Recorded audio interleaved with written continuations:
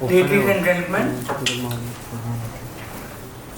We have assembled here to discuss a pressing matter that affects every individual residing in this great nation of ours: internal security challenges and the crucial role of citizens. In a diverse and populous country, maintaining internal security is of paramount importance to ensure the safety, well-being and progress of our society. This interaction is being organized by Institute of Improved India, an NGO, and is being hosted by India Habitat Center and its team of habitat programs. Under dynamic leadership of Center's Director, Shri Sunit Tandon. He was here some time back, but he was to attend some important meeting, so he has left. To whom we are grateful. Some of the lectures organized by Institute are displayed on the screen.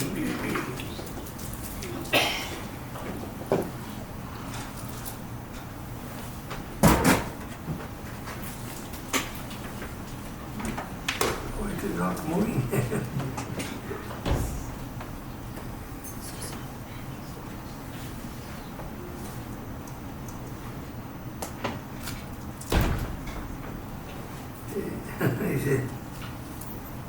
I thought it is.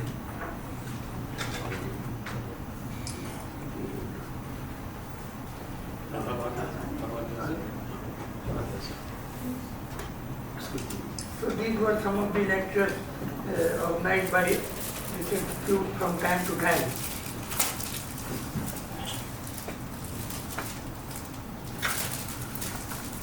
Peacefulness is correlated with strong performance on a number of macroeconomic variables. Interest rates are lower and more stable in peaceful countries, as is the rate of inflation.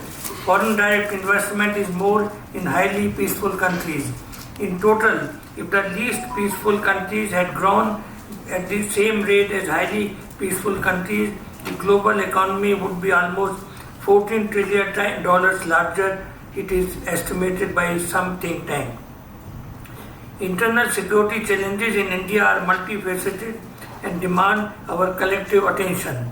From terrorism and insurgency to cyber threats and communal tensions, our nation faces a range of complex and evolving security issues. It is imperative that we understand the gravity of these challenges and acknowledge the significant role we as citizens can play in addressing them. While the government and security forces bear the primary responsibility for maintaining internal security, citizens are not passive observers. We are active stakeholders with a critical role to play.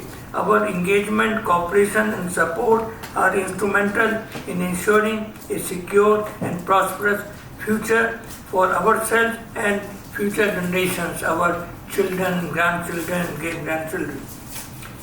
I'll not discuss these challenges and skip what I wanted to say to avoid, to save time.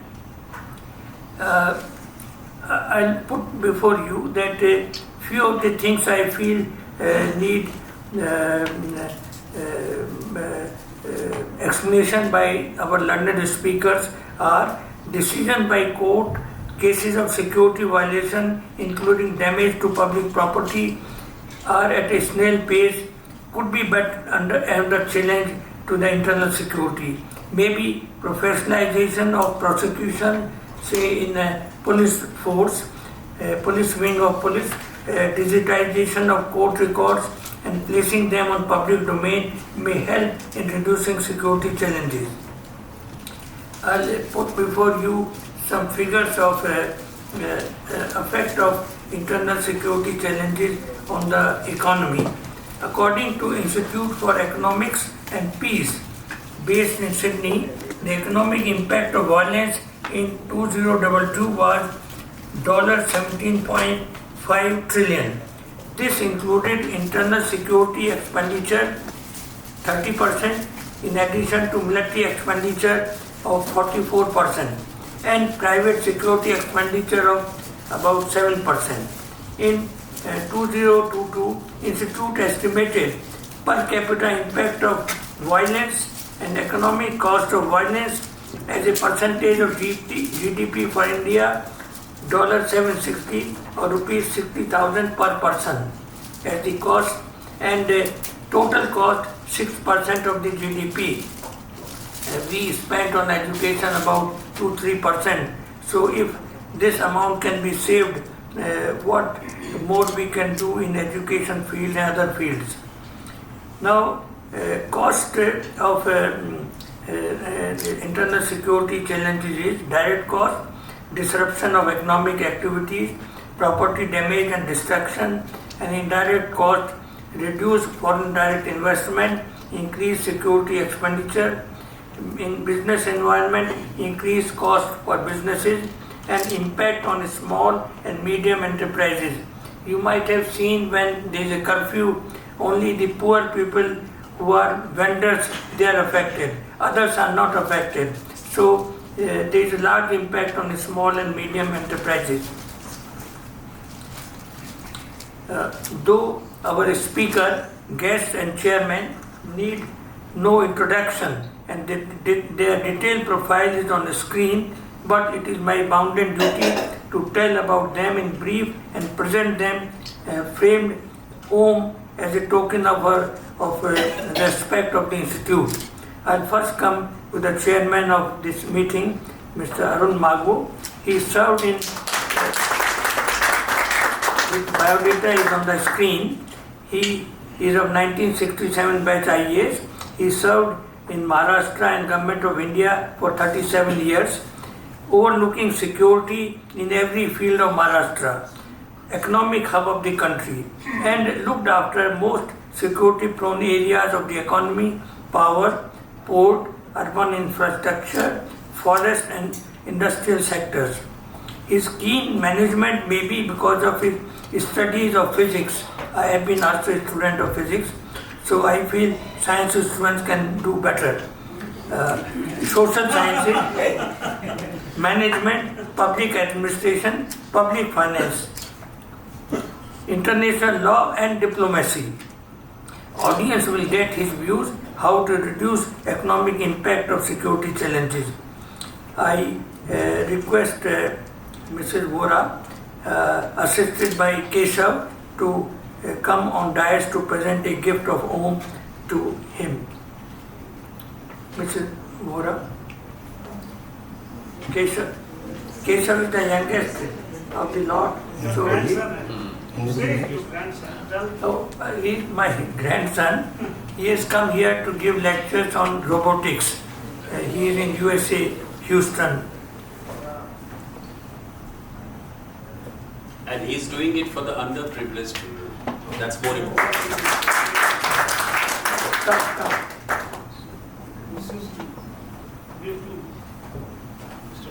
Mr. Magwo.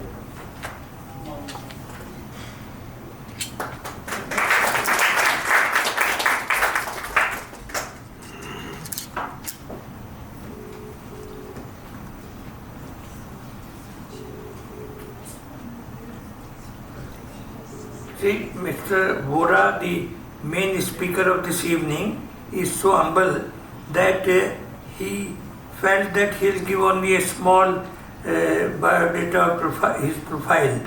So you can see that profile. He is 1967 IPS, served in Indian Police Service for 37 years, an author of repute, great social activist, trainer of civil service aspirants and corporate, and recipient of President's Police Medal. He overlooked security challenges from terrorists and insurgents affecting the economy of J&K, Punjab, Tripura and Manipur. Manipur is in the news nowadays, last of which is presently in limelight, and he will give us an inside view how security problems, not only internal but external, say Khalistani, can be tackled with citizens' cooperation. I request Mrs. Magwo, assisted by Keshav, to come on the dais to present a gift of home to him.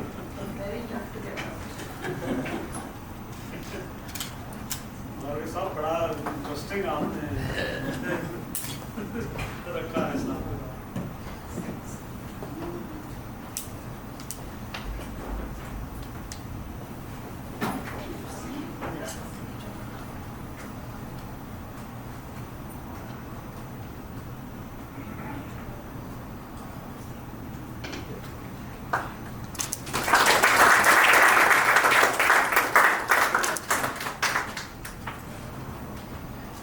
Shri O.P. Singh,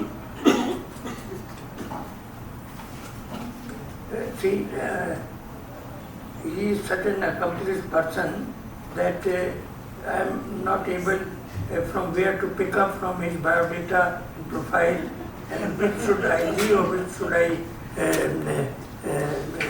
include. He is a 1983 batch IPS officer, alumnus of National Defence College. National Defence College, everyone wants to get training and be alumnus there. Served police service for 37 years, including DG, CISF, NDRF, and last in UP, where he established rule of law till 2020. Till recently, you hear in news about UP that rule of law has been established. So maybe he will give us some inside view of that.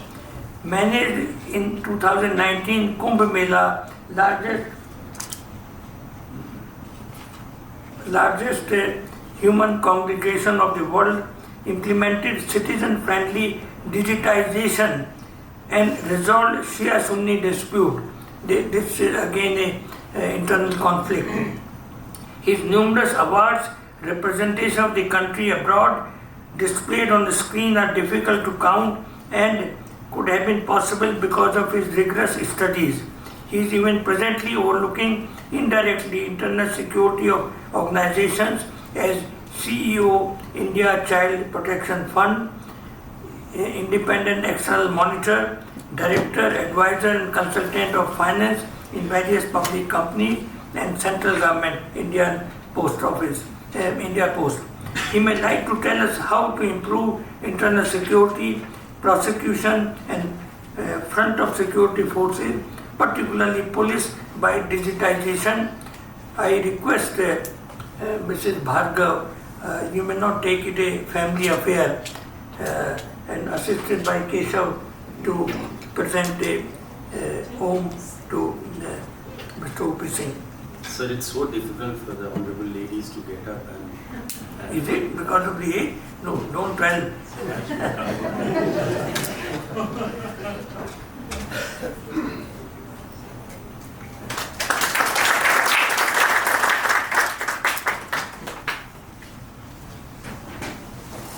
And the last is of the youngest of our speakers, Mr.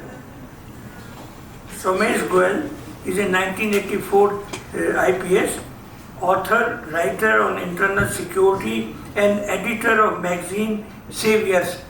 These copies are available here. Kindly, if you want, you can share it with others. He asked me how many copies he should bring. I said 10 may be sufficient. So, more, but I was planning to bring about 100. Okay. But anyway, you restricted the number, so anyway, I'm sorry I couldn't share more. So maybe, I think I read it on the internet. He sent me the link, I read it. He served in police for 37 years in various capacities in Himachal Pradesh. Last Director General of Police, and he also served in National Security Guard and most important, security of the Prime Minister. Serving in BSF and SHB took him to J&K, West Bengal and most Naxal affected areas of the country. Besides, he served in HB Transport and Industries Corporations. All this was due to his background of journalism. Our director of Habitat Center, I thought he is a bureaucrat. He is also a journalist, Mr. Sunit Tandon. He was here some time back. So, Mr. Goel's background is from other is background journalism and mass communications. and grooming in National Defence College. We may hear from him how much illegal infiltration is security risk and how to avoid it, means from West Bengal and other places. Besides, peep in the working of commando and black cats. So maybe this will interest to our audience. I request if you can kindly come. I didn't ask your name. This is Saroj Kapoor. Oh, this is Saroj Kapoor. Keshav, can you come? Come also up to here.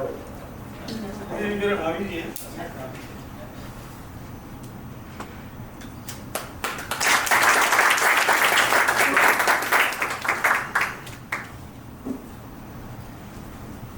This was Mr. Goel's biodata on the screen.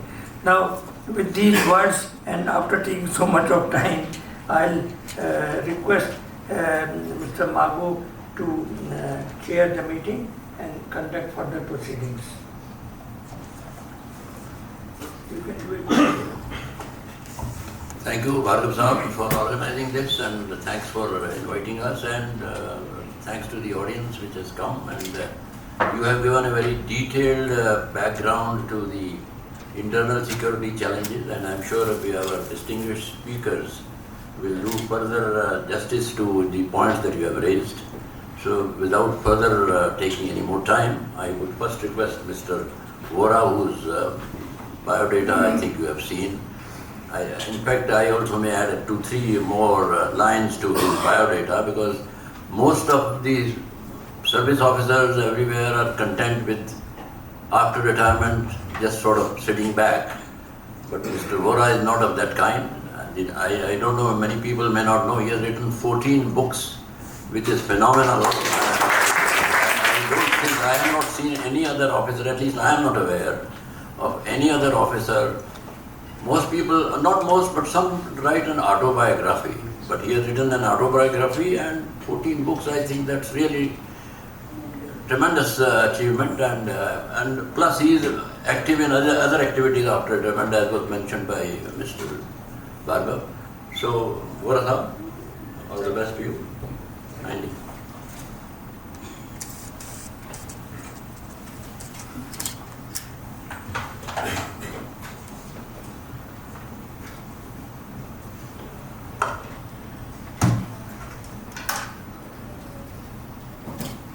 Come, sit down.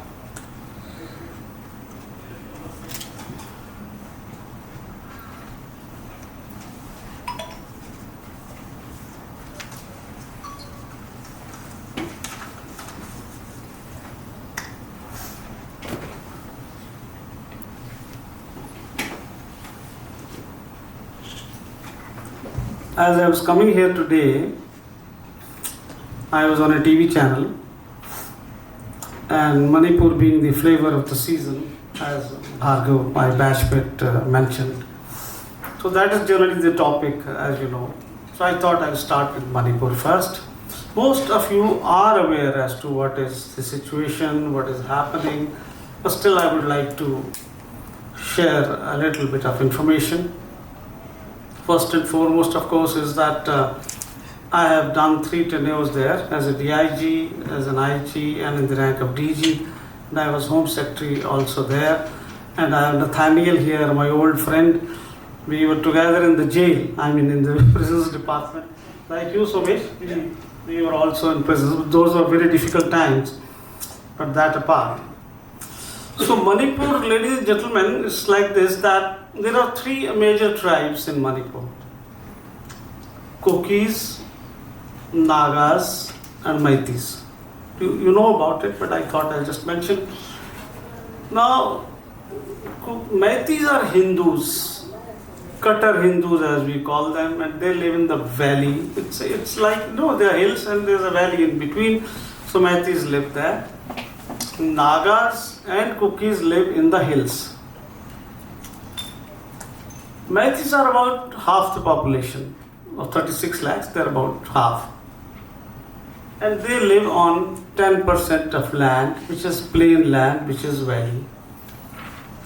Nagas live in the hills, mostly hills closer to Nagaland. and Kukis live on the other side, which is bordering Myanmar. Burma, is we have a very long border with Burma also, and you are not aware of that. Now the problem is that Nagas and Kukis have the status of scheduled tribe under the Constitution of India. Maithis don't have it. They have the OBC status. So they have been wanting to have this status for obvious reasons, because they want jobs. There are reservations in jobs, as you know. And another very important reason is that in the tribal areas, a non-tribal cannot buy land unless he is a tribal. Now the populations are exploding everywhere.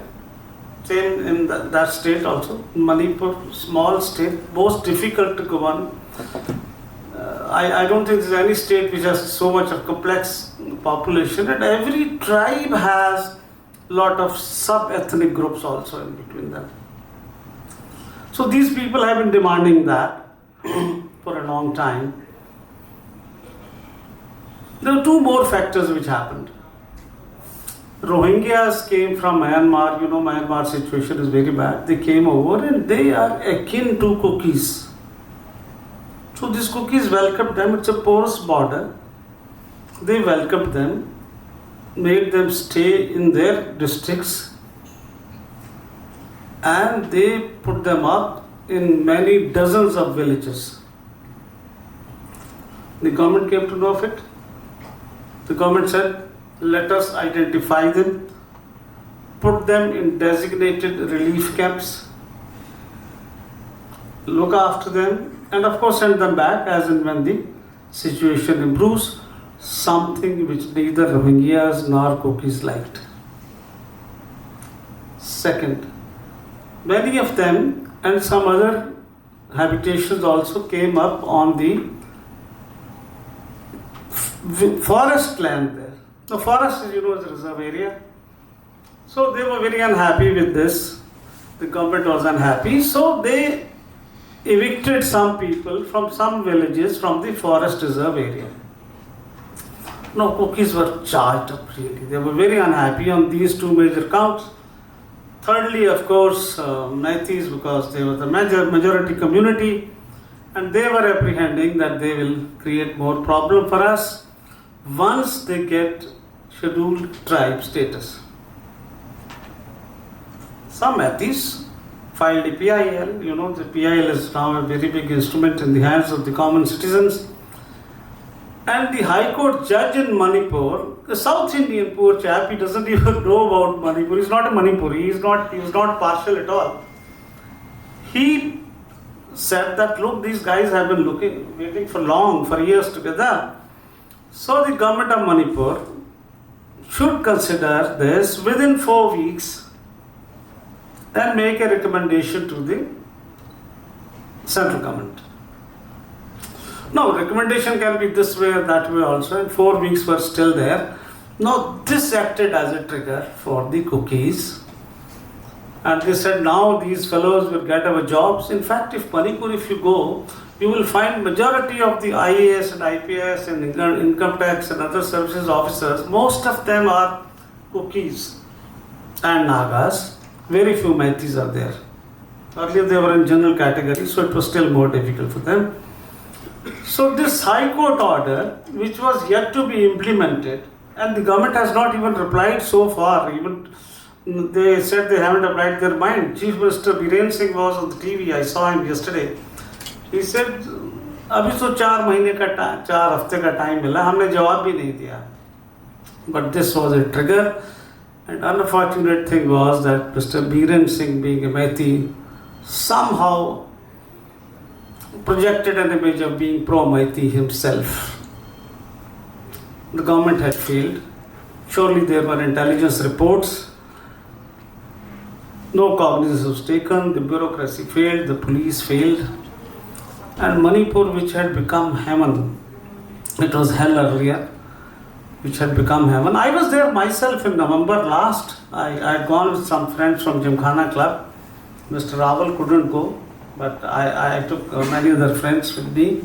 And we went to Manipur and Nagaland and had beautiful visit. Very nice place. In fact, all of you now, of course, when things improve, do go there. It's certainly air conditioned throughout the year. The people are handsome, girls are beautiful, very good people, very good human beings. Unique culture. It's not the time to dwell on that, but I could have to mention a few more things about the culture of Manipur. So having said that, when I was in a channel, Amarjit, you have a chair, I hope. Okay. So the question was raised there that whether it's a national security issue also. Is it an internal security challenge to the country also? Yes, it is. For various reasons. Because one is, of course, is bordering Burma. China has been giving help in training and other things to earlier insurgent groups like PL and all. Nathaniel knows here, we had their leader called Visheshwar Singh who had told me that they had gone to China for training. For China, it is a place where they can foment trouble. They are friendly to Myanmar today, another problem which we are facing. So that is why it's a problem. And it was said that by my friend Bhargav, the common man suffers. Who suffers in all these problems? Common man suffers.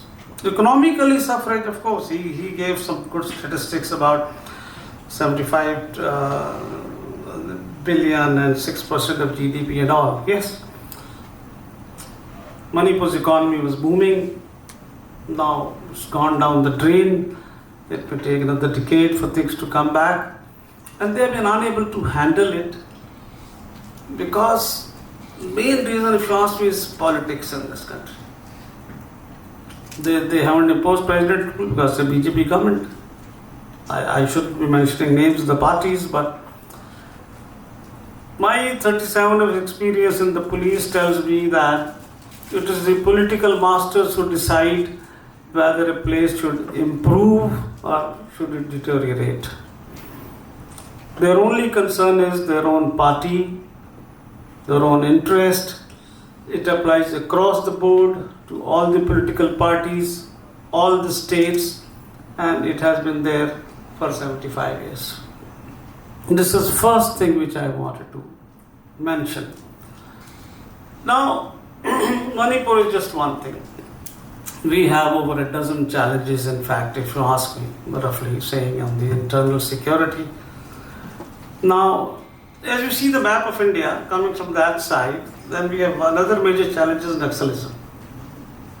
It has reduced, but it's continuing. It had its inspiration from the pre-independence era, in fact. Then we had in Telangana, we had about 67 Naxalbari, we all know that. And it has been going on for how many decades now? And now we claim, of course, that it's to few districts now. Mr. Rajnath Singh mentioned, the defense minister 2 days ago, that it's only in about 10, 12 districts somewhere. Yeah, it has reduced, but the problem is that it is there. And even now, once a while, they're able to ambush CRP and other police personnel and kill them in large numbers. We had once a case a few years ago where 76, Aye Janul Sahab, aye. Please come here, Aage, please. General Rajinder Singh is my friend from, aye madam, aye, aap bhi बैठिए. Sorry, you can get, sorry मैं आपसे request कर रहा हूँ. उसको बोलिए, they'll get some other chairs. आपके साथ. There is a seat there. आइए बैठिए, there is no disruption at all. Please come. Siddhar, please come here. वो है sir.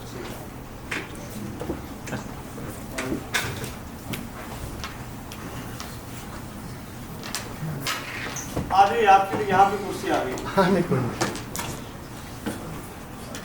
It's okay. Very kind of all of you coming. General Rajendra, we were talking of the Manipur situation. I've just touched on that, and then I said that India has more than a dozen challenges, security challenges, internal security, national security, and after that I was talking of Naxalism. And then let us come down to further to major ones. We have Punjab.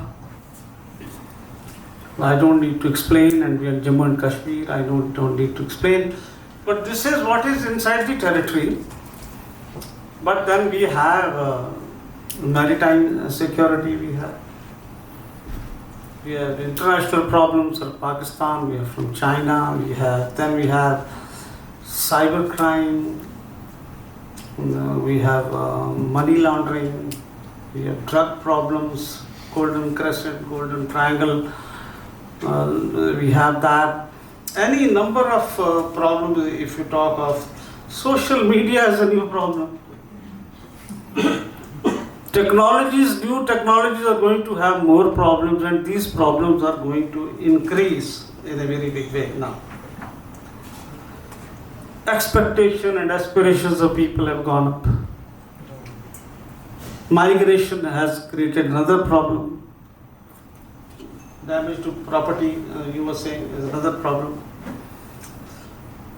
Mafia Raj, criminals in politics is another problem. Over 40% people in the legislatures, including parliament, they have criminal background. We all know that. And then, of course, we have issues like economic security, you mentioned very rightly. Unless there is security, frankly, if you ask me, the economic security and economic development cannot take place. Environmental, natural resources, and epidemics like corona we had. So these are major problems that India has. But let's go back. This is not as if these problems, some of these problems are new. They started since the time of independence. Oldest was even before independence was the Naga insurgency. In fact, some of you may be surprised to know it started much before independence. Continuing till date. Communist uprisings, they were there at that time. So as we see over a period of time, we had anti-Hindi agitations. Some of you may recall that we had that phase also. But if we fast forward and move to 80s, suddenly the terrorism exploded on India. Suddenly. Police was not prepared for that. We had, of course, a major chunk was taken by Punjab. J&K, we had, the problem. When people were, Somesh is there. He may tell you about what happened when Pandits had to flee from Kashmir. And that phase of terrorism started in a big way. A little behind us, yes, succeeded. But it is again trying to show its face. And many new factors come up over a period of time, like in this case now. We didn't earlier have Khalistanis who were creating problems abroad, and now it's happening in Western countries. Yesterday also it happened. In America, a consulate was there. So that problem was there. J&K also had. We have come quite far, but still it's continuing. And it will continue. Punjab and J&K, I'm afraid, will continue because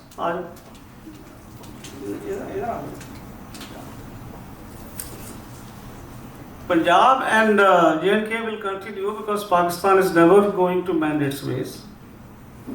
It will never happen. China also is not going to mend its ways. We have problems, these will continue. But there have been successes also. It is not as if, like Punjab, we had succeeded. J&K also we had succeeded. Naxalism we have partly succeeded, definitely. Mizoram we have succeeded by talks only. Rajiv Gandhi signed an agreement in 1984. Tripura, there was a lot of insurgency, got sorted out. Come and you have this chair. Come here. Sit next to Rashid. So we had, I was fortunate to be DG Tripura when this 25-year-old insurgency got kind of sorted out. I wrote a book on that experience also. In Andhra, I think they succeeded very well. The Andhra Pradesh police, the Greyhounds, very famous the things as we know they happened. Anyway, so the point is that there have been successes and failures because some are continuing and some new are added. But let us come to see what are the reasons for that. One reason I have already mentioned, ladies and gentlemen, is the politicians, the political masters. They started creating problem when the Constitution of India was framed. They did not want police to have all India jurisdiction. We are the only country which has 29 fragmented police forces. There is no central police force at all. Agencies like CBI, NIA have to depend on either the court's orders or the concurrence of the states to go and investigate cases there. And what is the condition of the police? 26 lakhs roughly is the sanction strength. Over 5 lakh vacancies are there. 10 lakhs is the paramilitary forces, CAPFs as we call them.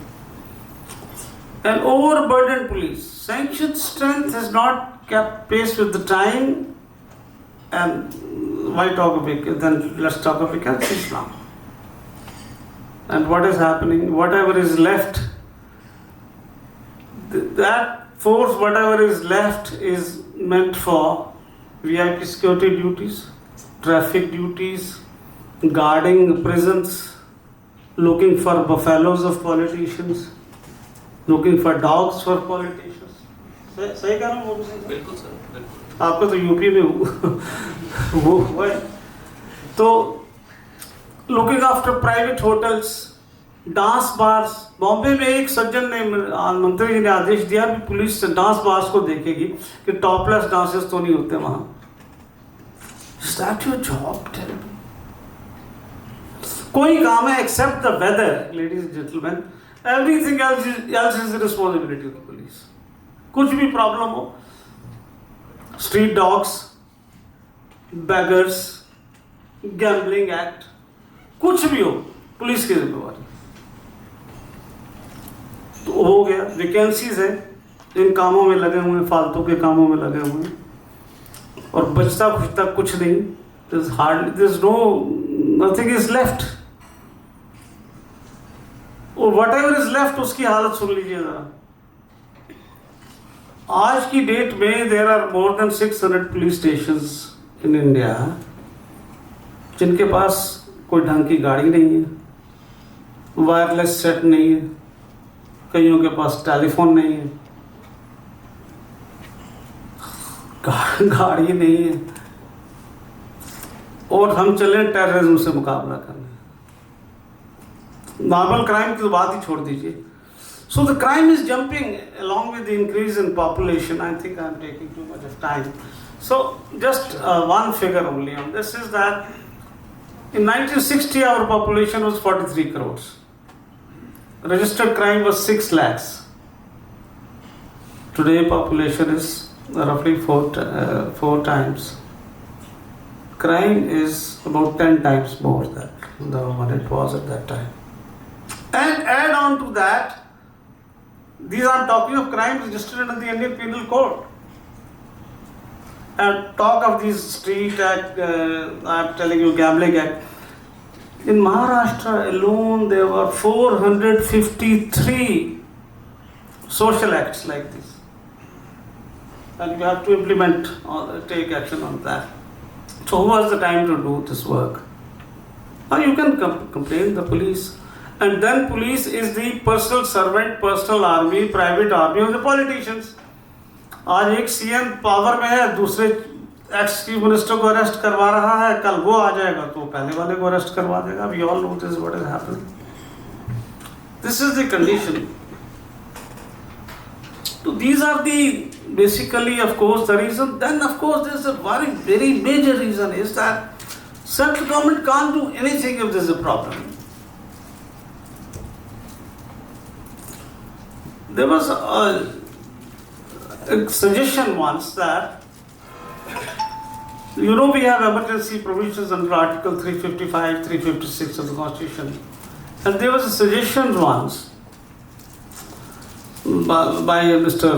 Narsaman, I think, was former CBI chief, a stalwart, saying that let us have a provision for localized emergency even in a district and part of a district. That did not come about. It should have come about at least. So president rule can be imposed. Naxalism, of course, you know, bordering states, they take advantage, they commit crime here, they go there, and nobody is able to do anything about that.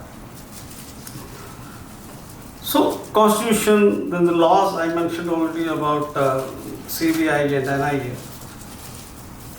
Now the point is that if we have now the hint of what has been happening, there are many more reasons, of course, are there. Unemployment, lack of inclusive growth, poverty, migration, everything is leading to problems. Everything is leading to problems. And mafia, land mafia, all kinds of mafia. My friend Dubey is here. He is a very leading criminal lawyer, and he is busy now fighting for CBI, and of course he is busy defending the crime in the country. That's a part of his job. So that is what he is doing. So what do you do? So this is another thing, you know, which has been happening. And I'll come back to what last point before I move on. There are many more though. 29 police forces at different levels of efficiency, different levels of commitment and motivation. No common goal. Everybody is interested in his own state. They will not give case to CBI because मेरी police की बेइज्जती होती है. Even though it has trans-state, transnational implications. करना क्या है पहले उसकी बात कर लें, क्योंकि I have my distinguished friends who have to speak, each one of that, and your time is also important to us. तो करना यही है कि भाई political control from the police हटा दो. They have been talking of it. Police का overburden खत्म करो. Have many other kinds of small police forces for various jobs. They are there in many countries of the world. They are in America, they are in UK, everywhere they are there. वो करो. Change the constitution a little bit. Change the laws a little bit. Basically यही करना है. And be honest to your job. There are many more suggestions, but just talking briefly, flagging the major points. So this is what is required to be done, ladies and gentlemen. I hope sooner than later some sense will come into the heads of the politicians. I'm sorry using this word as a general term. There are of course many good people who have done a lot for the country. But entry of criminals, once Mr. Atal Bihari Vajpayee, I was in a private chat with him, lucky to have 4 or 5 times. I asked him, sir, ये कारण क्या है, ये criminals? तो he said, देखो बरखुरदार, पहले तो early phases में politicians were winning elections on their morality, on their record, this that. फिर second phase आया तो they started taking help of criminals, money and muscle. तो क्रिमिनल्स ने एक दिन मीटिंग की, उन्होंने कहा हम पागल हैं जिनकी मदद कर रहे हैं, हम ये आगे चलते हैं भाई, इनको किस लिए देना. That is where we have landed. This number is growing. They will never agree to pass any law. आप देखिए बड़े बड़े क्रिमिनल्स को पुलिस की प्रोटेक्शन मिली हुई है. So this is what is happening.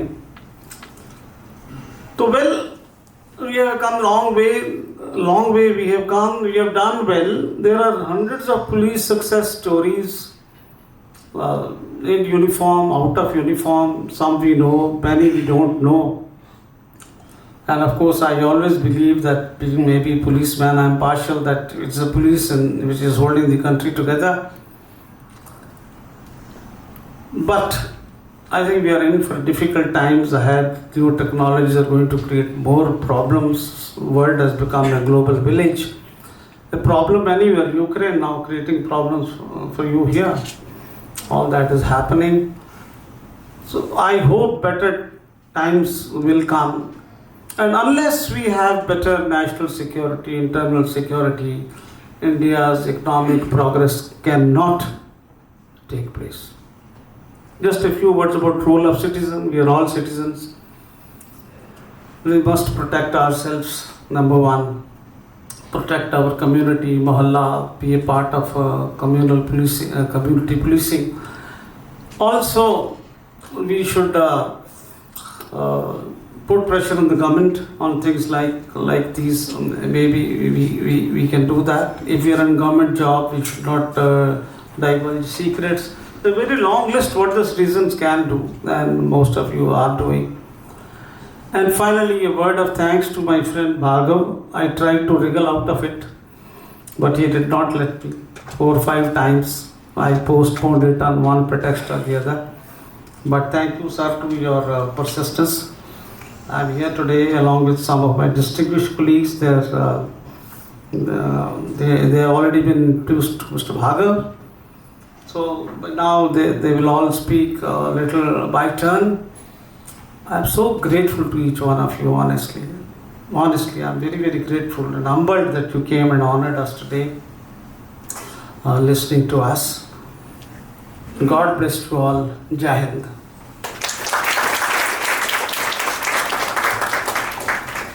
Thank you, Vora Saab, for a very detailed account of the internal security challenges and the successes and failures. With your first-hand experience, I'm sure all the people must have got a good idea of whatever challenges are being faced. Now, may I request Mr. O.P. Singh to kindly give his views on this subject. May I request you to take about 10 minutes or so? I can do it in 5 minutes. No. Because for constraint of time, I am only saying because It's already getting I'm late. just saying And that.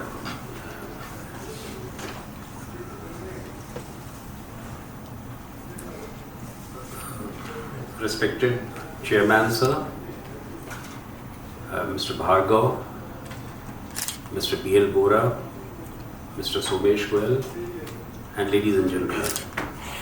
First of all, it's a great pleasure for me and privilege also to be invited here for this particular talk on internal security. At least we, the police officers amongst us, Mr. Bora, Mr. Goel and myself, we have been dealing with this kind of problem for the last 30 or 40 years. So we really, we enjoy this topic more than anyone else by talking on such certain things. And my personal gratitude to you, sir, for having invited me, Mr. Moga also, Mr. Babu also, and all those who have come here. Having been a police officer myself for the last 37 years, that is something I feel that the issues of internal security and particularly the challenges and the issues connected with aspects of policing about which Mr. Bora talked in greater details. In fact, after his talk, there is nothing left to talk about. He has given a very wide, broader picture, insightful picture of how the internal security is being projected in our country, in such a big and diverse country. It's very difficult to maintain internal security, and particularly his tremendous knowledge on Northeast, where he has lived as a police officer, he has headed the police organization there, and in a greater detail he talked about Manipur, which is the current problem, the current internal issue problem. But I feel that the challenges and the aspects of policing, they remain a standing public issue. They are less appreciated, much vilified, and at the same time most talked about. And therefore, to talk about internal security is a Herculean task. If I try to map out the whole thing, then probably I would have to say that in the 1950s, we saw the Northeast going in flames. 60s, we saw the beginning of Naxalbari movement. In 70s, we had the turbulence in Assam with formation of United Liberation Front. In 80s, we saw and witnessed terrorist activities in Punjab, aided and abetted by Pakistan. In 90s, we saw the beginning of problems in Jammu and Kashmir. And now in 21st century, we have been plagued by the issues of international global terrorism. And at the same time, we are fighting with cybercrime also, which is, I would like to just give 1 or 2 minutes because everything is so common. Mr. Vora has already detailed everything, so nothing to speak on that. But 2 great aspects I would like to add in that internal security domain. One is disaster management, and second is cybercrime. And when I talk of the cybercrime, I would just like to tell you one thing, because I'm working in an organization which is called India Child Protection Fund. And after the services of the police, after I retired superannuated in 2020, I found that this is the biggest challenge of 21st century. The cyber crime and the crime connected with cyberspace is just exponentially growing like anything. And we deal, as an organization, we deal with online child sexual abuse. I would like to give you one figure which is so interesting and so exciting and so dangerous. We conducted a study way back in 2020, December 2020, immediately after this, and the pandemic was still on. And India Child Protection Fund showed that the consumption of child pornography increased by 95% since the nationwide lockdown in our country. And this spike in consumption is indicative of the fact that pedophiles have now graduated and moved to internet. You as parents, because you all are very grown-up people, but young parents, they must be feeling the brunt of it. And we try to tell the parents that you have to be very, very cautious, because the future generation is going to have the maximum problem due to this pornography and child sexual abuse and cybercrime in general. Another study said that 83% of children aged 10 to 14, 88% of the children aged 15 and 16, and 90% of the children aged 17 to 18 are active smartphone users. And their mobile usage jumps significantly over the years. And 34% of the children aged 10 to 14 play on connected game system. You might have seen yesterday in the newspaper that how the gaming is trying to radicalize people. Forget about the sexual abuse. Even they are being radicalized. People are being radicalized through gaming activities. So this is the scenario of the whole country. And I always feel that internal security is a work in progress. It cannot stop. It has to go. As a police officer, we feel that the problems keep on coming, keep on going. I headed the largest police force of the country, UP Police. I have seen how the things have been changing. It's an emerging situation with the decisive leadership of the present regime. And the fact that we are fastest growing economy, somebody, Mr. Bhargava, has already indicated that how internal security challenges impact on the stability, progress, and development of the country. This is very, very important.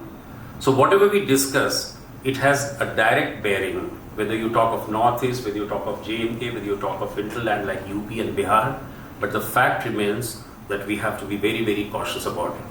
And you know, there is the problem is that we are a young nation. We are going to celebrate our 75th. We have already celebrated. Now, due to this young nation, the aspirations are also young, but we are traditional by character. So there is a mismatch, and the technology is playing a very, very important role.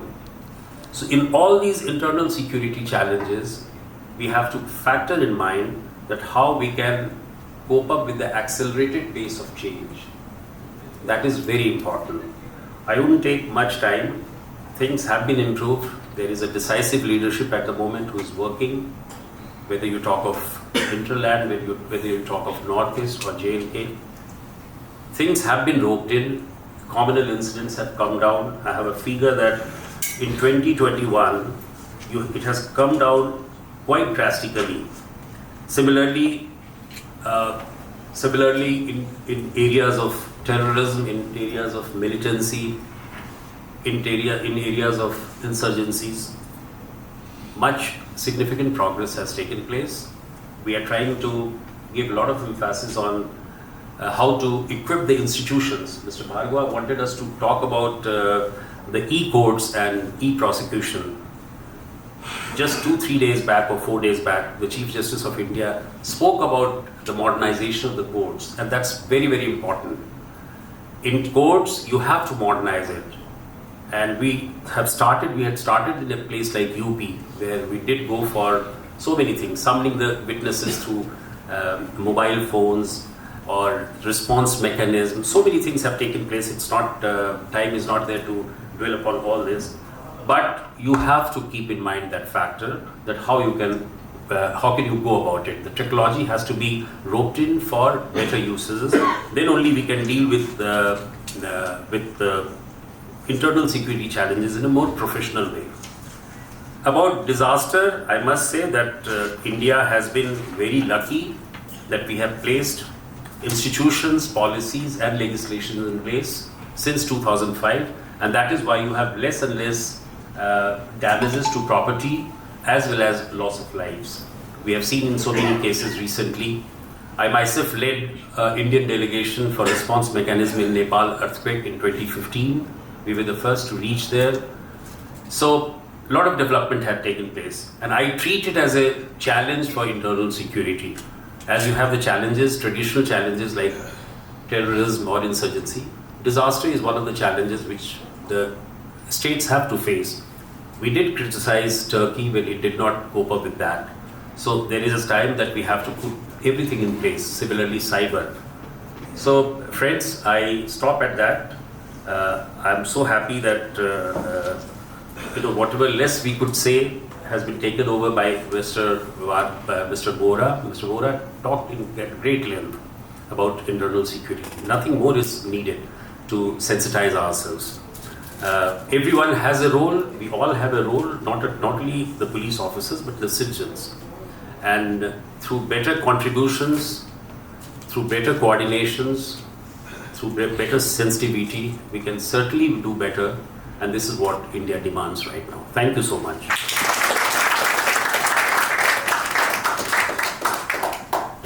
Thank you, Singh Saab, for your details about the child abuses and disaster management, your first-hand experience.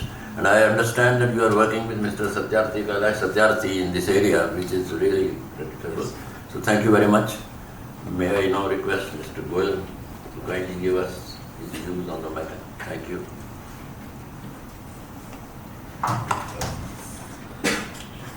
Thank you very much, sir. First of all, when I came here, I'm a retired man, but it gave me very nice feeling when Mr. Bhargava introduced me as a youngster. Of all the, thank you very much, sir. I think I would love to come more often. It's a privilege to get to know that you are still young. Well, and it's very important that today we are discussing a subject which is not only close to the people who wear khaki. I think Xavier's Voice of Khaki, that's the magazine that I produce. It's not only the men of khaki. Internal security directly impinges on the lives of common citizen, the citizen. The biggest stakeholders in maintaining internal security are the citizens. Therefore, I will not go into the traditional areas of internal security. I will not discuss that. That has been discussed at length by Mr. Bora. And I'm grateful to Mr. Bhargava that he gave the economic perspective. We in the khaki, we think only of Naxalism, terrorism, so many insurgencies.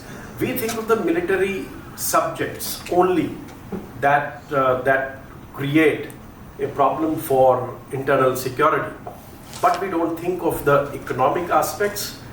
I'm glad that you started with that, and that's very, very important for maintaining internal security. And internal security cannot be achieved till we have the rule of law.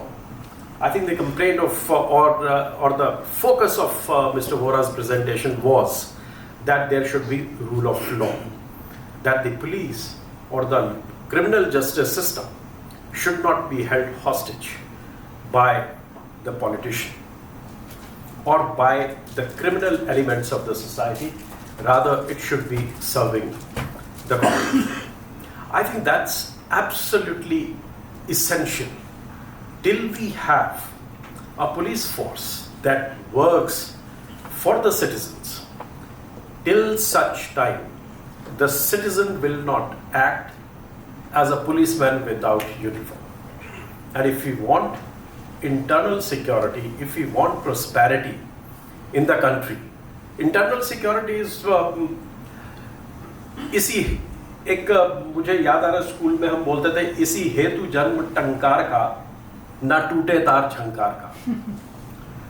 You know, if you want prosperity, if you want fine arts to prosper, then rule of law must be established. So that is the first refrain that I would like to share, that policemen have to become independent, as Mr. Vohra said, nothing more than that. And geopolitically, we are so situated. Look at our situation. We know about Pakistan, we know about China, but I would like all of you to focus on Bangladesh. Today we have a regime favorable to us. If there is a regime change, what do you have? So we must remain vigilant to what happens in Bangladesh. That should be one area of our focus.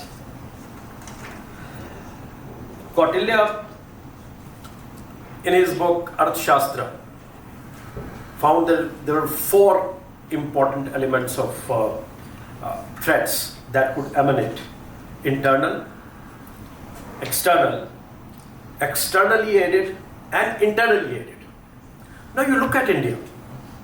You have all the flavors available in this country. If you look at the geopolitics, you have, due to constraint of the time, I won't go to each one of these, but you have these problems. And India has done very well.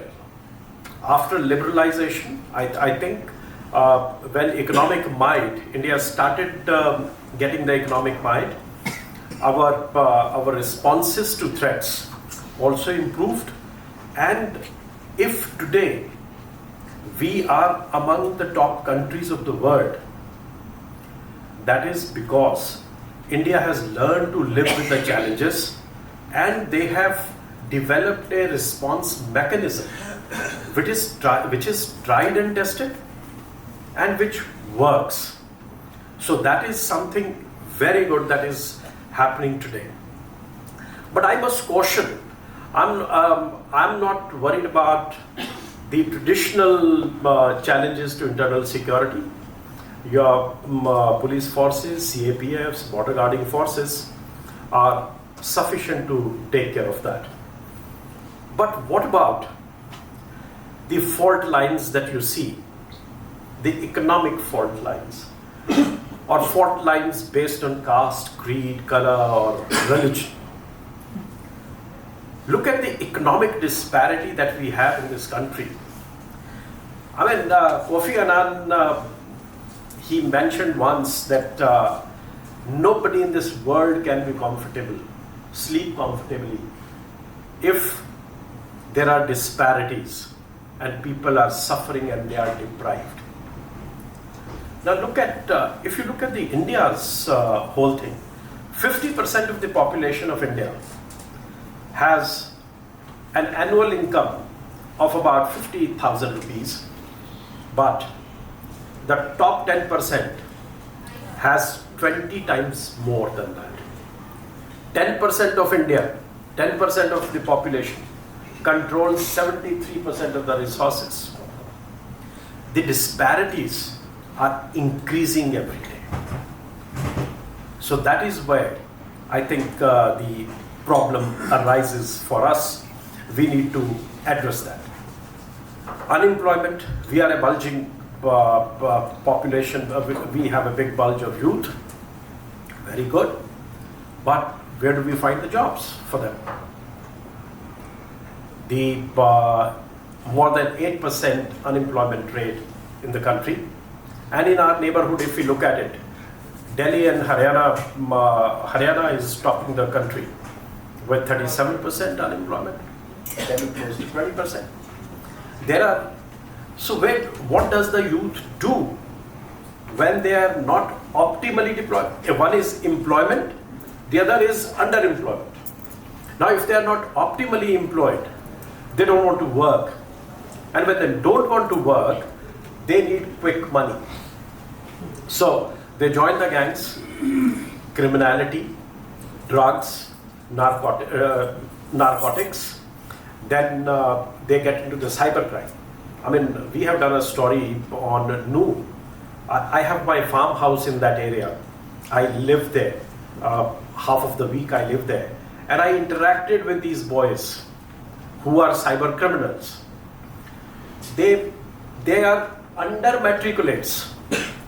95% of them are under matriculates. And they swindle you every day. So that is the kind of opportunities they have. They have toolkits, malware toolkits available off the shelf on the fly, and they can start. The peer learning is so good in this field that cyber security, as Mr. Vora and Mr. Obi Singh mentioned, that it's a huge challenge.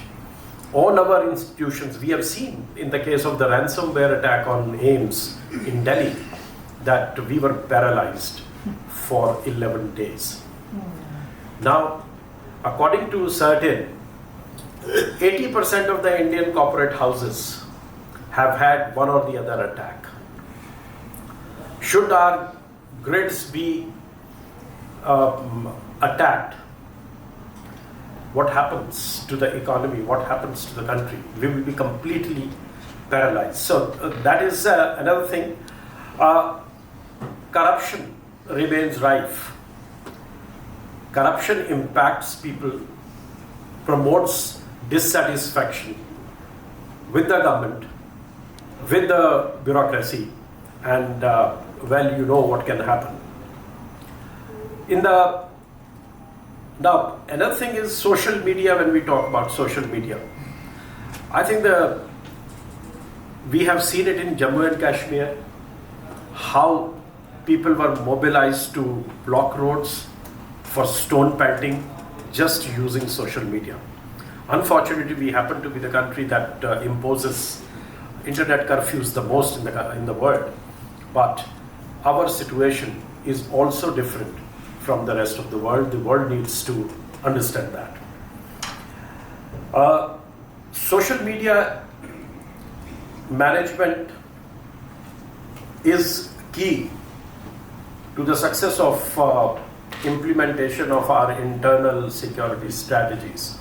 People need to understand, and that's where civil society can also come in to help us in a big way. Money laundering, dirty money, is a big challenge to the national security. 50 billion, more Oxfam has calculated that the developing countries lose 50 billion each year in taxes due to financial malpractices. Now that is where we are. Those are the challenges that we have. Well, I would give you some new challenges which are not normally the domain of the police. Air pollution. You say, what is the linkage? But if your population is not healthy, it's a big burden on the country. Now, India is home to. India is one of the most polluted countries. So that's one. I'm not. He has already talked about the disaster resilience. We need to have that. Won't talk about that. Energy security is another issue. Whether it's from the Port of Eden to state of Malacca, we need to have our security so that we have free movement of our oil. We are dependent on coal, 50% coal, and nuclear is just 1.2%, and the renewable is just about 2.2%. So it doesn't help, but we are dependent on the movement of oil.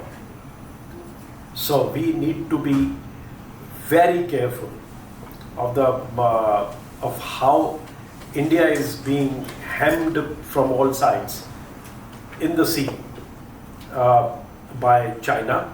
We need to be careful about that. Well,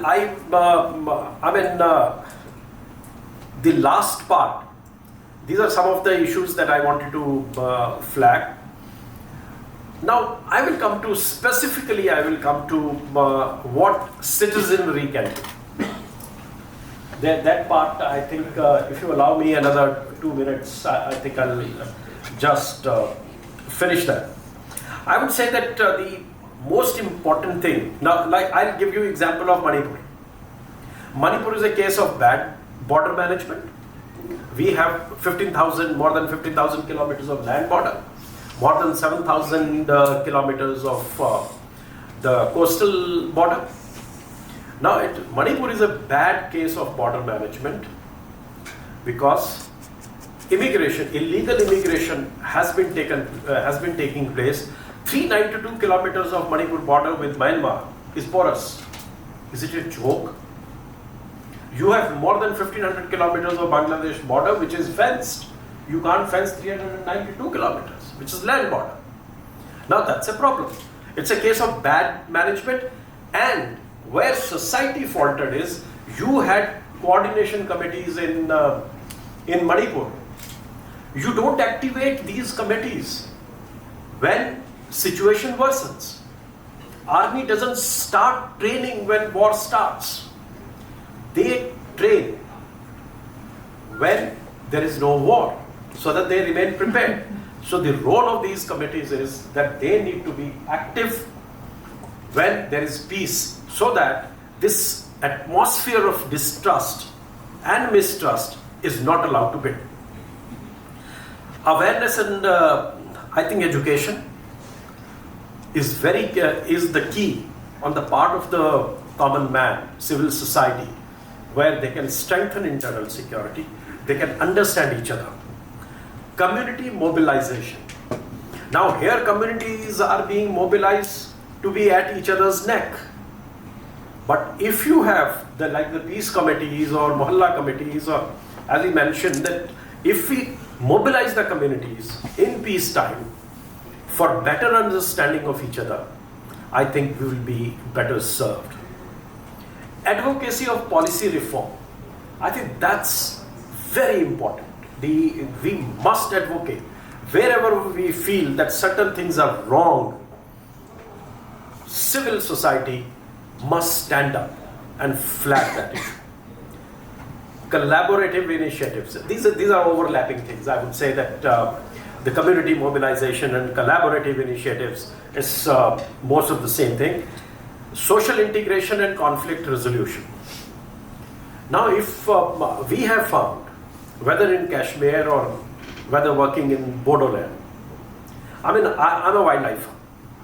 I found in Himachal birds, I can identify more than 500 bird species. Now, Bodoland, they were killing all the rhinos. I talked to them. You sell one rhino horn for 3.5 lakhs. One live rhino is worth 5 lakhs of rupees. I talked to the board of all the politicians, all the bigwigs of this insurgency. They understood it, and today most of the resorts owned around Manas are by these Bodo people, by these Bodo leaders who are protecting the rhino. Anyway, monitoring and accountability, capacity building, it's very important. What Mr. O.P. Singh is doing, he mentioned that he trains people, the police forces, about the child pornography, child abuse, and human trafficking. So that's amazing. This capacity building from civil society, from the NGOs, non-profits must come. Cyber security awareness, I think I4C is the India's response to cyber security. They are doing a lot of good work, but that is at the central level. Right now they have only 7 regional cooperation centers in the country. They don't have more. They need to have more. Supporting victims.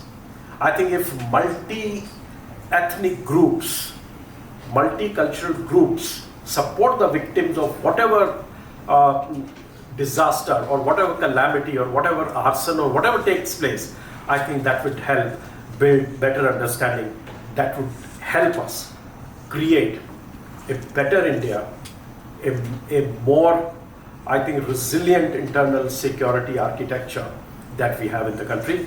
This is what I had in mind. I had a lot, but I'll stop at that. I think I've overshot. Being a teacher, you talk more. I'm so sorry. Thank you so much. Thank you, Joel Saab, for a very detailed account of the law and order requirement, economic issues which impinge on internal security and all other various matters. I think it was a great exposition. I think we have some time with this distinguished audience, knowledgeable audience. If there are any questions, we have actually a wealth of experience here. Mr. Vora, he has worked in central organizations in Northeast. We have Mr. Singh, who has worked in UP, and we have Mr. Goyal, who has worked in Himachal Pradesh. So you can see the diverse areas in which they must have worked. If there are any questions any audience would like to ask them, please raise your hand. Yeah. So, I can't express in words. I'm actually going through a minor attack right now, but I'm all right. Yeah, take it easy, take it easy. Yes, sir, I'm all right. So, with the permission of every audience and the honorable dignitaries, so I am a brutal victim of crime past many years. And because I have taken an initiative to help the government, the police, the law, the media, I am myself a biggest victim here, where I am a certified criminal justice administrator from NLU Delhi. I am a part of Ministry of Tourism as a facilitator.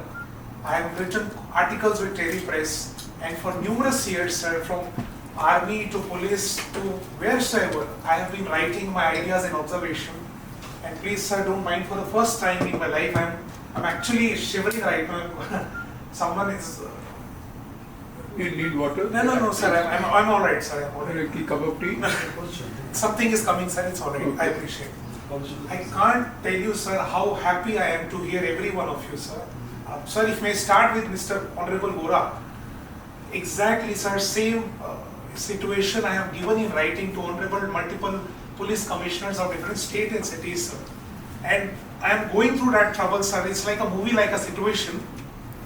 And if may I add, sir, the latest form of attack that civilians are facing, that is more like a cyber-enabled, and I call it a telepathic attack, where through cyber invasion, privacy invasion, hidden cams, hidden recorders, your privacy is invaded to such level where people look at you, wait and watch to build a planted crime on you, and then very easily they can book you whenever they want.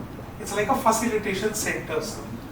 Unfortunately, sir, yeah, I mean, sir, the honorable views that you all have shared, if the same can be transferred to multiple state police machinery, and if someone can actually look into it, sir, civilians can be encouraged to help further rather being victimized by themselves.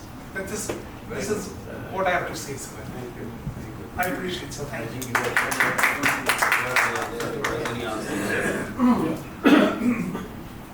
Firstly, thank you very much, Mr. Madhav. And I would like to thank Mr. Agora and also Mr. Bhargava.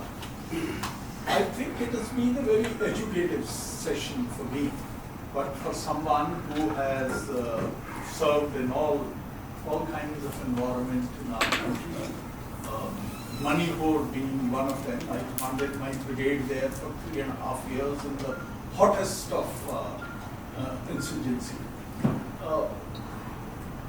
To my way of thinking, I think you all have brought out the points very correctly. To my way of thinking, our country, if you look at it from a macro level, the country faces basically 2-3 problems. And those problems are very major because we have developed tremendously economically. We have our country is taking great strides, our youth is going up very much. Now in this kind of scenario, we have basically 3 problems. First problem is that we have a growth of terrorism and we have growth of Gunda Raj. And I would like to specifically compliment you, Mr. O.P. Singh. I think you are a role model. Your state has done a fabulous job in UP to bring down this Gunda Raj. I think all of us need to learn from that. That is point number 1. Point number 2 is that as far as the terrorism is concerned, fundamentalism is basically the problem today. That is, your people are getting radicalized from madrasas, from other various other means. You are today finding a situation in which a very moderate class of people, particularly in our country, are today getting radicalized. People who have finished their engineering and others are going and joining ISS. Now, I think we need to sort of address that.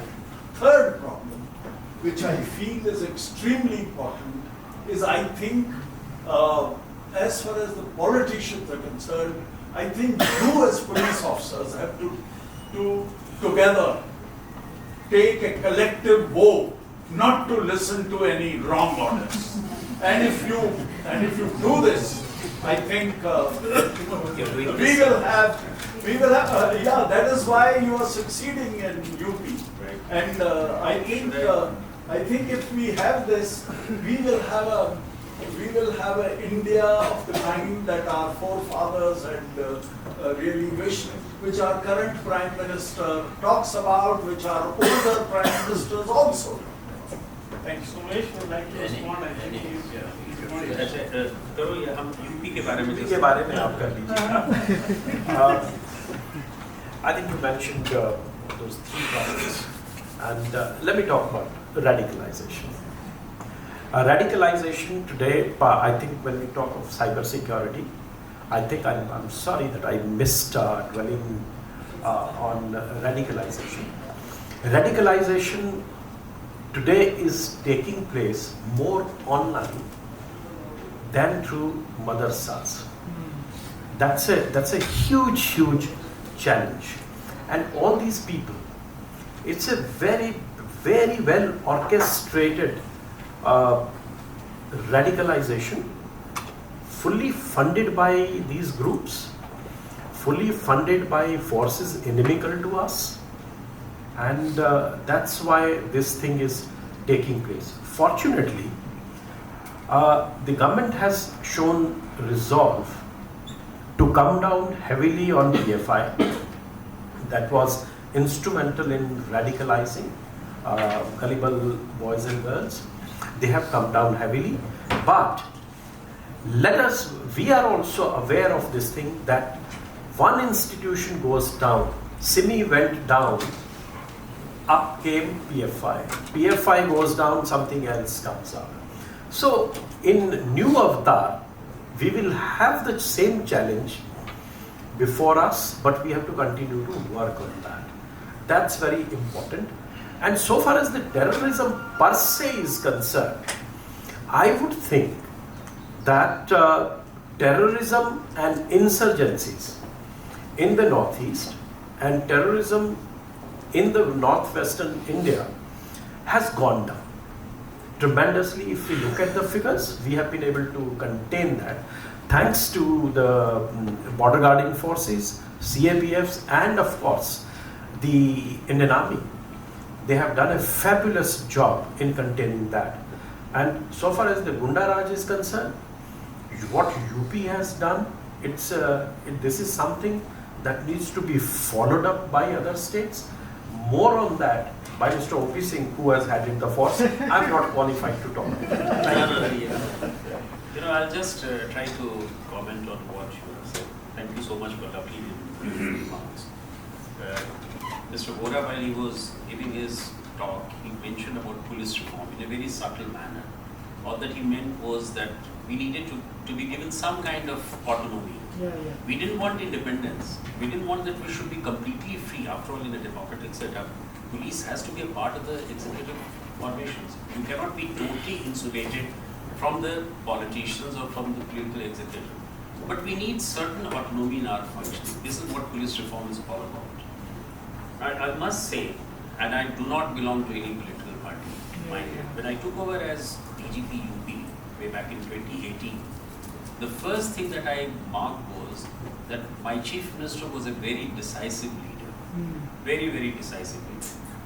And I said that when you have an emerging power, when you have a fastest growing economy, the decisiveness has to be there, and it should be perceptible. It should look like to everyone that he's a man who can take situations. I give you 2-3 examples. Damage to property, about which Mr. Vora talked about it in greater length. This act is in vogue since 1988. When I was SPCT, then I used to think that you can go for Damage to Property Act was very severe, very draconian law, and you can always get it compensated by the person who does it. It was never used. For the first time, UP did it. When the CAA protest was there, we had in 23 districts, we had violent activities. And we for the first time realized, in fact, we had gone one step further, which the High Court struck it down.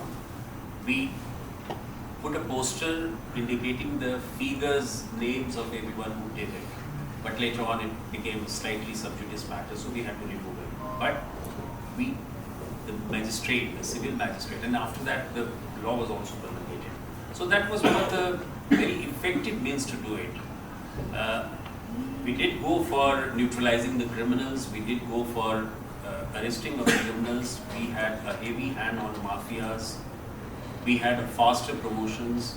In POCSO cases, there was a record that in 9 days we could get the judgment from the court, and the man was convicted in 9 days in Aurangabad district. PFI, we were the first state, of course Kerala and Jharkhand, but recommended for banning of the PFI way back in 2019 in December. I was DGP at that time when we recommended it. Ultimately it happened in 2022. I remember what was the situation in UP. When I was serving in CRPF as DIG, I was in my private capacity. I was associated with a sports organization in Muzaffarnagar, and I had the chance to receive Sania Mirza. I'm talking of 2007 or 2008. I was in CRPF, and I had to take Sania Mirza from Delhi airport to Muzaffarnagar to inaugurate some tournament, tennis tournament. And she was literally shivering. She said, "Look, this is the Wild West. I have heard so much about Western UP. I just cannot." She said, "Don't worry, I'm with you, and my force is there." But that was the situation in UP. The people belonging to Ghaziabad, Noida, Muzaffarnagar, Meerut, they were all petrified. The extortion was the rule. Kidnapping for ransom was the order of the day. And all this, now today you talk to anyone, if he's not connected with any political party, if he's a neutral common man, he will say about the perceptible improvement in law and order situation. Not because of anyone else, but because of the systems being in place. The decisive leadership, a lot of work on that, the institutions were improved, and that is how we get. And this I want that every state should do that. Every state. So that is all I will say. The magazine that you have, it carries the interview of Prashant Kumar, who is the special DG of Law and Order, and who's credited. I think you gave him a free hand and to do whatever. Yeah, I think we can have a couple of more questions. Doctor साहब आपसे पहले उनका हाथ उनको ले Good evening. With the permission of the chairman, I would like to state something. We talked about politician, and politician derives strength from the democracy. So the democracy has to turn or transform to be nation-centric from vote-centric. I think somehow every institution has to realize, especially our judiciary, they have to take cognizance of what is happening around and see that politicians are not allowed to say anything which is against the nation, against the country. So they have to stop them right at that time. Second point is governance in the shortest possible time. So this, like what is happening in UP is governance right on the spot, which was not allowed in the past in the entire country. And I would say that the law and order should be the subject of central government rather than being given liberty to state government. This is the one thing I will point out. And one more thing I will point out is, which has been missed, that every conversion which is happening in the country is creating one enemy within the country. I don't know how people take it around, but the conversion must be stopped. The demography is being changed in a planned manner. So every conversion produces one enemy in the country. I request you not to limit yourself to the internal security challenge. This internal security. Let us not, this is please. internal security. This is my viewpoint. The chairman may agree or may not agree. No, that's right. But So it's not a forum for that. No, I'm not saying. I'm saying that what is happening is there is no control of it. The sufficient mechanism is not there. And if you look at the internal security as well as the external security, both are getting affected over it. Thank you. That's it. So one of the suggestions, Mr. Trivedi, has been that the police should be put in the concurrent list of the Constitution of India. Because today it is purely in the state list. And in fact, the only police which can take action against anyone is the state police, which is rather unfortunate. Yeah, Dr. Bhatia, please. I don't have any question or any comments to me. All my people sitting in the audience will agree that each one of the persons sitting in the dais, they have done an excellent work and excellent presentation. I think we should give them a standing ovation. I stand.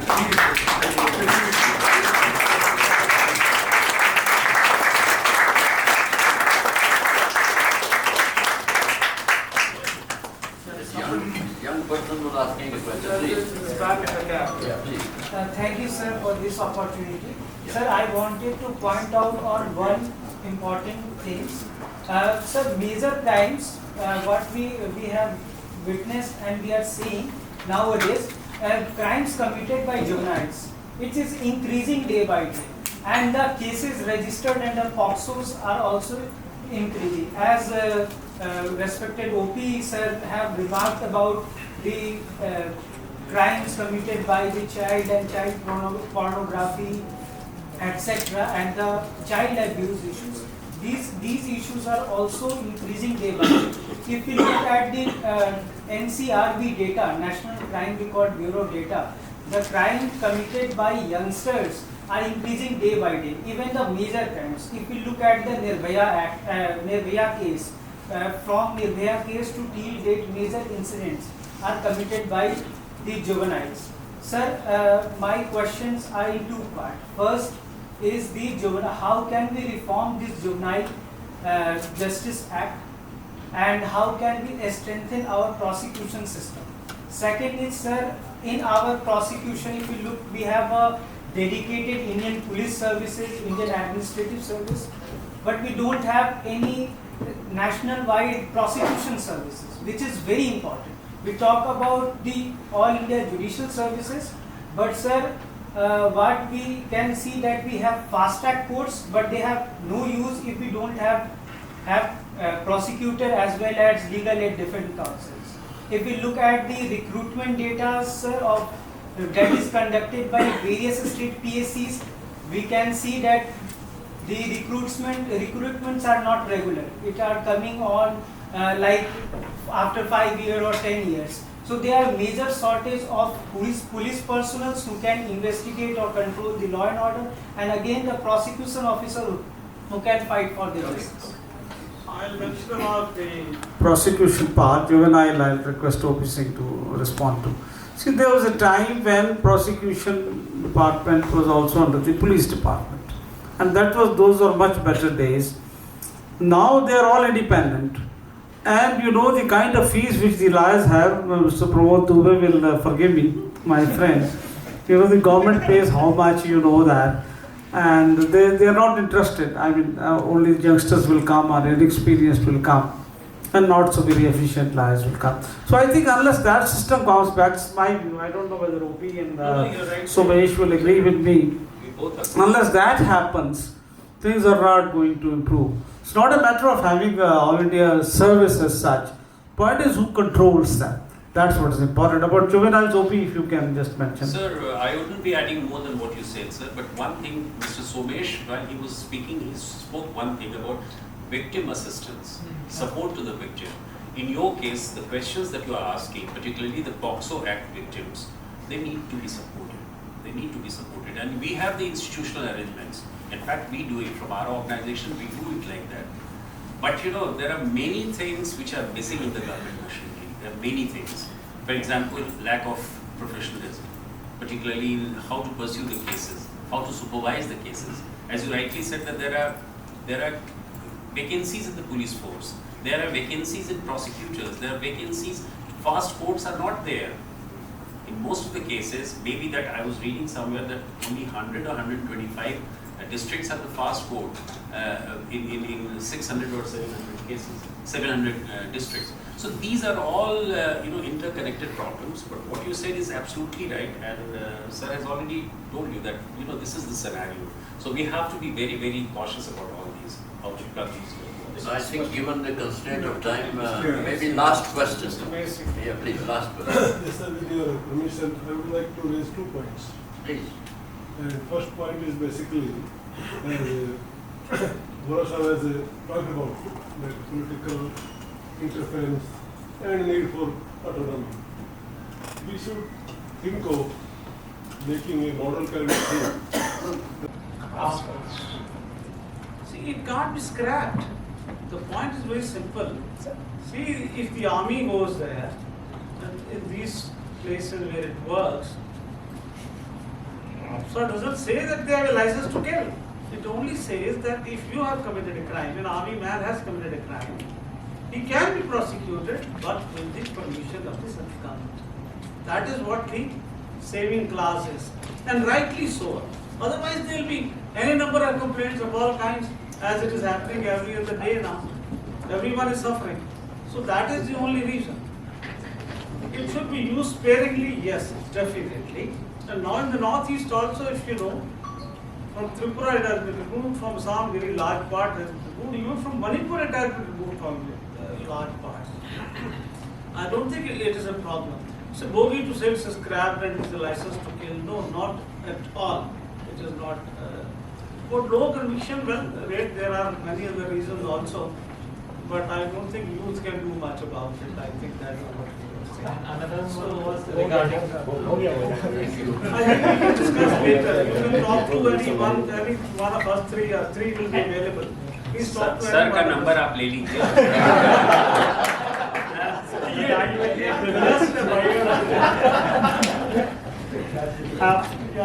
Let's listen to the concluding remarks. Concluding remarks from the chairman, please. Just few minutes. The chairman's task made it very easy because of the distinguished speakers that we have had who have dealt on various aspects of the internal security challenges. In addition, the audience also is a very knowledgeable audience here. They have also brought out various factors. And Mr. Bhargav in the beginning brought out the background of the today's discussion and the economic factors which are important and how they affect the internal security and the impact on the growth or the development.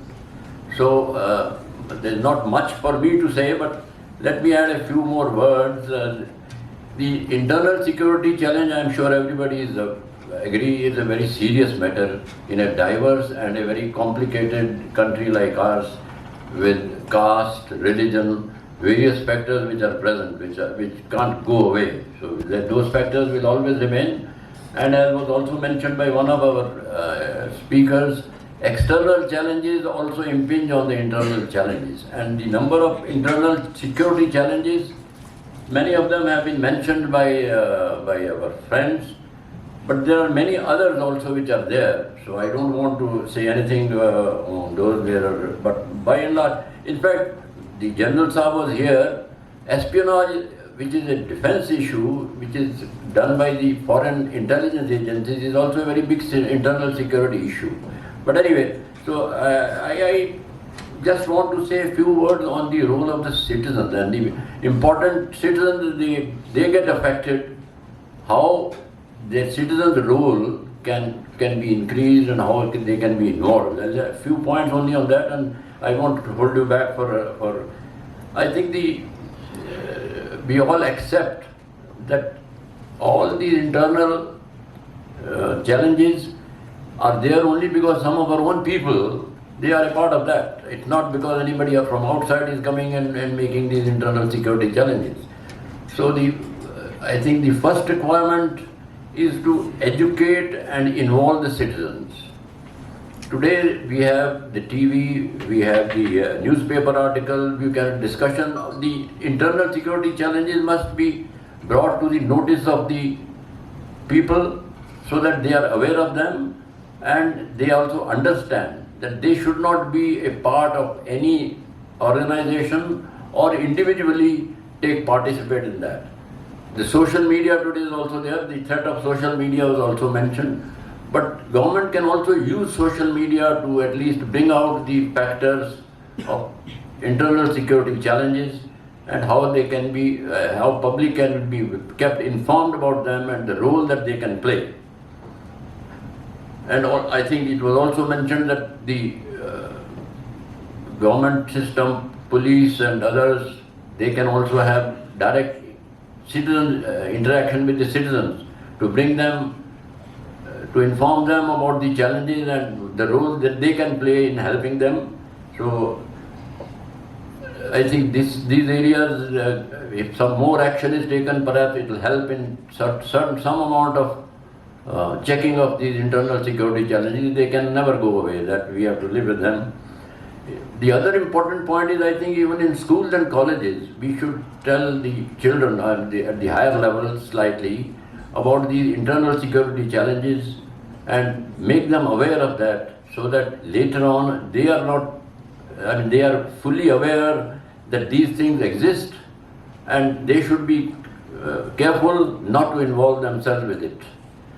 We should also build a sense of patriotism in children, because once you are patriotic, these factors, at least you will think a lot before you still decide to participate.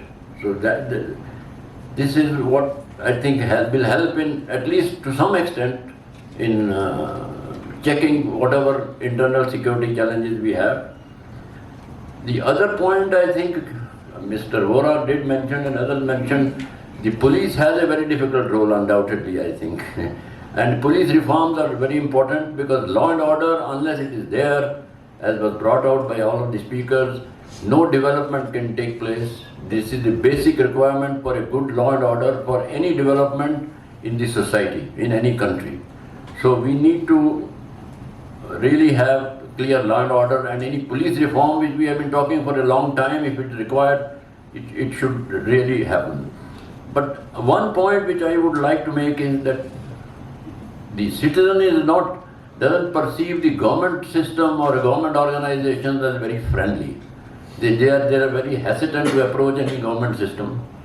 So we should all functionaries, particularly at the cutting edge level, must be trained from time to time to adopt a citizen-friendly approach, so that the citizen is not scared. Even if we have to inform them of something, they are scared whether he'll get involved in that. In fact, I am reminded in 1984, I attended a lecture in Indian Institute of Public Administration. And one of the professors, in a lighter comment, said, "We have created judiciary to give justice to the common man and police to give protection to the common man, but the common man prays all the time that he should be away from both of them." So, that happened in 84. A lot has happened after that. Many things have improved. And I'm sure this situation is much better. And I think the technology is going to play a big role.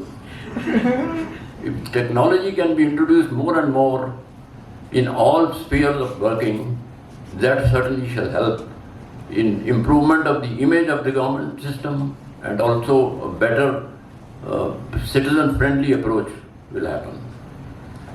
Last point was about the politics, the political, whatever you may call it.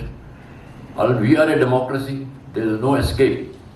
There are going to be political leaders, and the guidance is coming only from them. And we have to accept that the politics will always remain.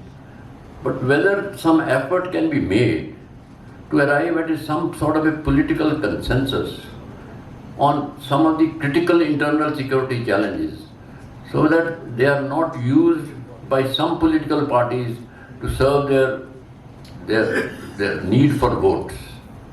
That is not easy, but that is also the requirement, I think, from the country's point of view, that political parties should arrive at some broad consensus on the critical internal security challenges, so that they don't sort of try and seek votes by various ways of not looking at the national interest. So I think these are all small points which I had to make. I made them. I don't want to keep yourself from more time, but I must thank Mr. Bhargav first. And actually, I have no experience compared to what our distinguished speakers had. But since we are batchmates, Mr. Bhargav, Mr. Vora and me, we are batchmates. So I said, okay, it will be a good meeting of our small group here also. So I accepted that. So thank you, Bhargav sir, for your initiative. And your organization is doing a very good job. So I'm sure you will continue to take up other subjects of interest of the country and organize these things. And of course, my thanks to all the speakers for their excellent expositions. And of course, thanks to the audience, which is a very knowledgeable audience here. And thank you very much for all your patience. Thank you.